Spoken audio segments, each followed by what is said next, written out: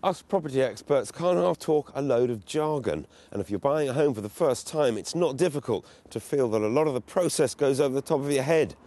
From IFAs to EPCs, here's my guide to property in plain English. Repayment mortgages are just that. You pay them off with interest over a number of years. Interest only are just that too. You pay the interest until such a time when you want to start paying for the actual loan too. A fixed rate mortgage means the interest is a fixed amount for a fixed period of time. A tracker means it can go up or down with the Bank of England base rate. A capped rate means even if interest rates go up and down, you'll never pay higher than a set limit. And with all of these, you'll keep hearing the term loan to value, which is simply the amount of money you've borrowed in comparison to the value of the house. So a 90 grand loan on a £100,000 house is a loan to value of 90%. For a detailed breakdown, click on the link that goes with this video. Now for the acronyms. IFAs are independent financial advisors, but here's a tip.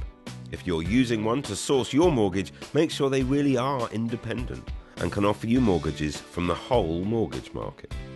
If in doubt, check with another acronym, the FSA, or Financial Services Authority, who regulate these advisors.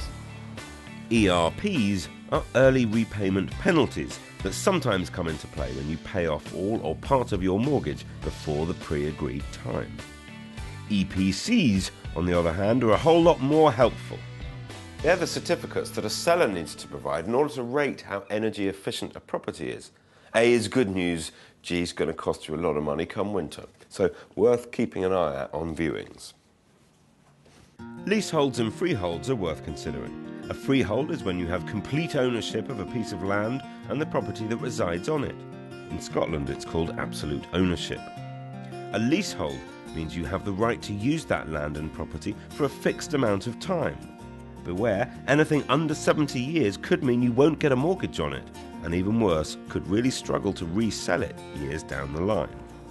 And finally, my two favourite pieces of property speak, exchange of contracts and completion.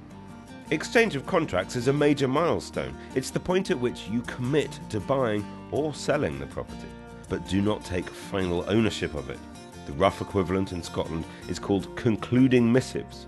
Once either of these things have taken place, everybody involved is legally bound to the transaction. Completion is when you've paid the balance on the house and ownership is legally transferred from the seller to you. You can now pick up the keys and your new life begins. If you are considering buying your first home, I wish you the best of luck.